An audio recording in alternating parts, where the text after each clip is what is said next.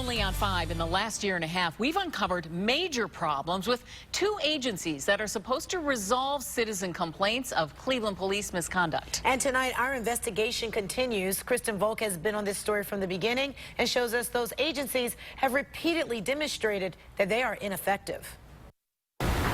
The city of Cleveland claims otherwise, but our repeated searches of the agency's databases show that they are barely resolving any citizen complaints. And now some complainants are speaking out in frustration. If I did that to him, I mean, I would have been charged with assault on a police officer. You can't hit her for doing that. What you see here is the moment Rachel Smith says this Cleveland police officer slapped her. He reached outside of the cruiser, struck me across both forearms, in what appeared to be an attempt to get me to drop my phone. Smith tells me this is the photo she took just as that officer struck her. It was in the midst of a Brelo verdict protest, and it all happened as she was attempting to get a snapshot of the officer's badge for doing this. You are obstructing justice!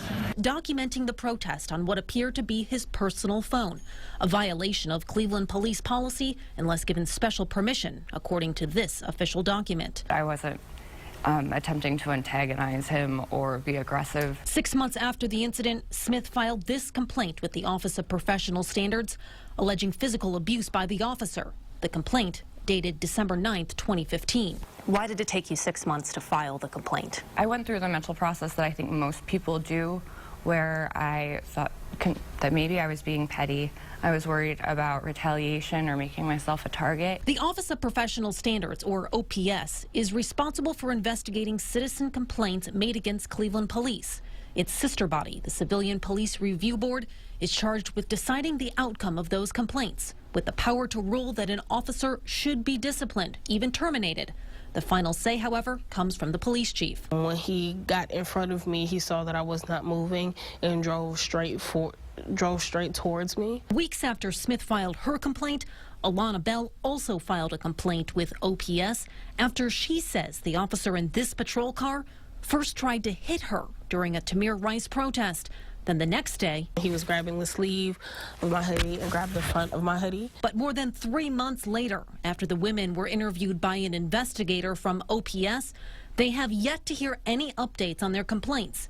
And they certainly are not alone, according to these databases listed on the agency's website. Hundreds of complaints, few decisions. And what about the 474 complaints made in 2014, with rulings on just 46 of them? That database was taken down last week after we once again confronted the head of OPS, Damon Scott. You need to answer to the people of Cleveland. My faith with getting any sort of resolution to this problem is pretty much shot. I almost didn't file because I felt like it was a waste of time, and I'm starting to feel like maybe it was just a waste of time. Once again, Damon Scott and the chairman of the review board, Thomas Jones, did not agree to talk to us, and neither woman we spoke to for this story was ever arrested while protesting.